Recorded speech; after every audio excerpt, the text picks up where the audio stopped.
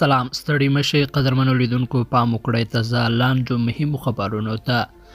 د افغانستان آزادۍ جبهې په کابل کې د دریو طالبانو د وژلو ادعا کړې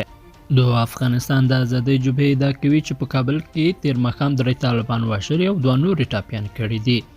د جبهې تېره شپه یوه خبرپاڼه کې لیکلي چې اریکانو یې تیر ماښام د یو پلان شوي اپراتیفي عملیاتو پر مهال د کابل ښار اړوند دویمې ناحیې حربي فابریکې قراول کې د طالبانو هغه وسلوال په نښه کړل چې د فابریکې په انګړ کې راغونډ شوي وه د افغانستان د آزادۍ جبهې ادعا کړې چې د طالب وسلوال غوښتل چې د ملکي خلکو د کورونو پلټنې لپاره امید سبز ښار ګوټي ته ولاړ شي تر اوسه د طالبانو حکومت د کابل امنیې قومندانۍ په دې اړه لاس نه دي ویلي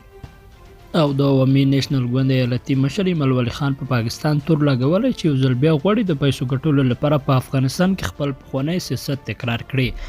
هغه چې پرون مازدیګري په چرسده کې رسنیو سره خبرې کولو ادعا وکړه چې د اسلام له نامه په ګټې د سیاست 50 کاله کېږي چې افغان قوم له تباهۍ سره مخ کړی دی هغه ویل بده مرغه کوم ګام چې اوس موږ بیا پورته کوو او ادارې یې پر بنسټ پیسې پیدا کوي د هیڅ دوه رایې نشته چې جهاد څنګه و او څه دی مګر اوس موږ یو ځل بیا د پیسو لپاره هغه څه بیا تکراروو موږ یو مسلمانان هیواد او یو مسلمان قوم یعنې زما خپل قوم پښتون افغان قوم تباه کړ 50 کاله پوره شول چې هغه قوم د هغه تباهۍ زیان اوس هم ګالي ایمل ولي خان له دې وړاندې پاکستان تورن کړی چې له طالبانو په ملاتړ سره په افغانستان کې د بنسټونو له منځه وړو سره مرسته کړې ده